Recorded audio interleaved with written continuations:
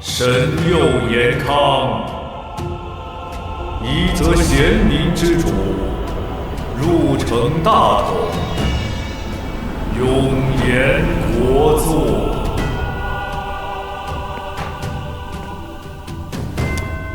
请太子继位，顺应天命，神佑延康。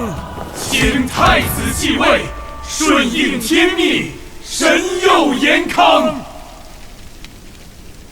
孤惭愧，余生唯愿以此身躯，效忠上苍，吾将恢复祖制，归还宗派世家之所有，望天下百姓不再受神罚之苦。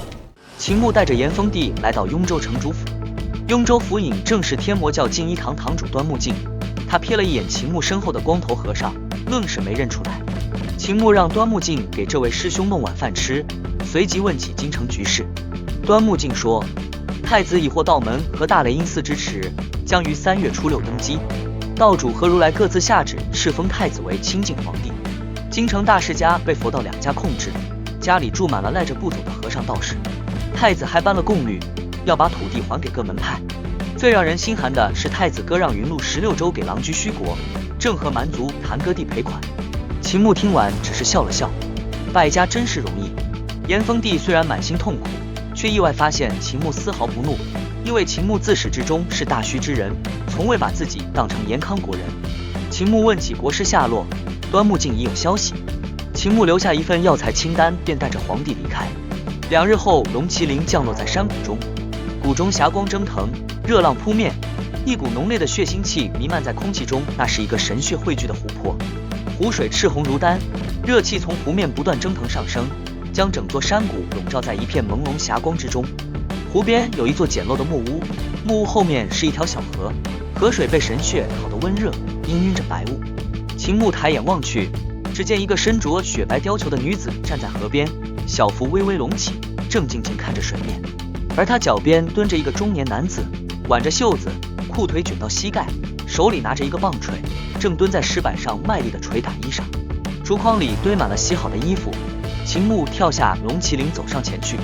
那中年男子听到脚步声，放下棒槌，在衣襟上擦了擦湿漉漉的双手，站起身来，转过身，突然注意到国师的胸口渗出一大片血迹，脸色苍白如纸，身形也比从前消瘦了许多。当年那个运筹帷幄、挥斥方遒的国师，此刻竟蹲在河边给人洗衣裳。皇帝心头猛地一酸，眼泪一下子涌了上来。朕的国师可至于落到这等田地？延康国师迎上皇帝，也看到了他头顶光秃秃一片、修为尽失的模样，心中同样恻然。陛下又何尝不是如此？2个男人相对而立，一个光头戒疤，满脸刀疤，一个面白如纸，胸口渗血。昔日的君臣，天下最强的2个人，此刻竟都成了伤病之人。国师夫人连忙上前，你也有伤在身，不要乱了心神。秦牧向国师夫人见礼，众人走进木屋。国师在木屋中淡淡开口，我离开小玉京后，想要探查天灾来源，然后遇到了一尊神，手里拿着一个葫芦，天灾是从他的葫芦里放出来的。他受了点伤，我伤得更重，再加上内子有孕在身，便在这里住了一段时间。他说的轻描淡写，但秦牧和炎封帝都明白，与神交手能活着已经是天大的运气。秦牧检查国师伤势后摇头，神留下的伤内藏神意，药石难医，须得回大虚请药师出手。秦牧取出哑巴赠的剑丸，轻轻催动，剑光如丝生长出来，刺入国师伤口4周。他又以元气牵引神血湖中的威能，将神血之力引上来，抵消伤口中残留的神通。血湖轰然震荡，连响3声，剑丸都被震得缩小了1圈，国师伤口终于止血。秦牧给了2条路，去大虚治伤，或直接去京城。皇帝和国师对视一眼，异口同声：京城。秦牧点了点头，下一秒反手拔出杀猪刀，把延康国师的脑袋往桌上一按。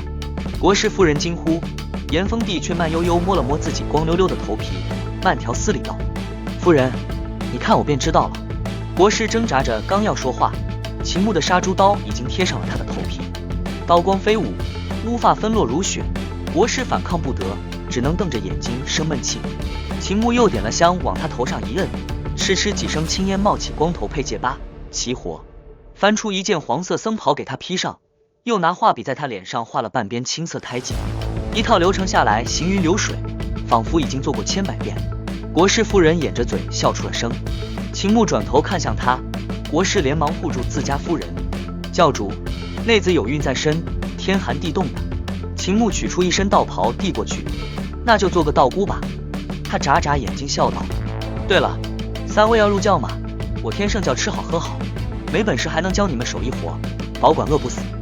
皇帝和国师哭笑不得，堂堂延康国最高掌权者，一个被剃成和尚，一个被扮成道姑。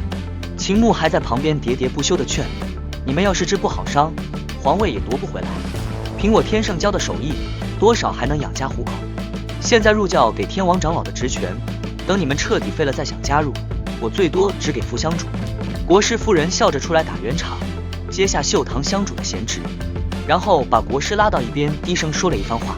这次回京你们有几成胜算？大雷音寺和道门看得死死的，你们能借的力量只有秦教主了，借人家的力总得让人家放心。延康国师沉默良久，走回来说：天圣教还缺个天王。秦牧眼睛一亮：第4天王。国师点头：我来做，陛下绝不能与天圣教有所牵连。炎峰帝望着国师的背影，沉默了许久，才涩声道：委屈国师了。秦牧立刻打蛇随棍上：陛下确定不入教吗？香主之位虚位以待。炎峰帝瞪他一眼：滚！国师夫人坐上龙麒麟，秦牧和国师、皇帝步行赶路，2个光头并肩而行，一个黄袍戒疤满脸胎记，一个凶神恶煞被插木刀，活像2个刚从庙里逃出来的野和尚。他们边走边练秦牧传授的霸体3单功。2日后到秦州取药材，秦牧治好了皇帝的魂魄伤势，国师外伤也愈合了。秦牧一边赶路一边练剑，延康国师捡起树枝与他喂招，几个回合便破了他的剑履山河。秦牧陷入沉思，2位大宗师的角度完全不同，却都让他精进。炎峰帝把九龙帝王功传给秦牧，秦牧当场上手，半空中九龙引现，方圆数十丈山石尽碎，又画火龙卷、水龙、雷霆，控制如臂10指。炎峰帝看呆了，叹道：你若是杏灵，那该多好。前方距离京城只剩2、3日的路程。一只大鸟落地，化作青衣女子躬身道：启禀圣师，已经准备妥当了。秦牧点头，让他先去。女子转身跑2步，背生双翼破空而去。秦牧轻声说：进城杀皇帝。他们来到侯集镇，距京城100里。秦牧在煎饼摊前买早饭，国师夫人低声提醒：周围探子多。秦牧笑了，集市上所有行人、商贩、杀猪的、吆喝的突然安静下来，齐刷刷转头看向他们，异口同声道：教主！整座侯集镇全是天魔教的人。炎峰帝叹服：令行禁止，王时也。秦教主，你让朕害怕。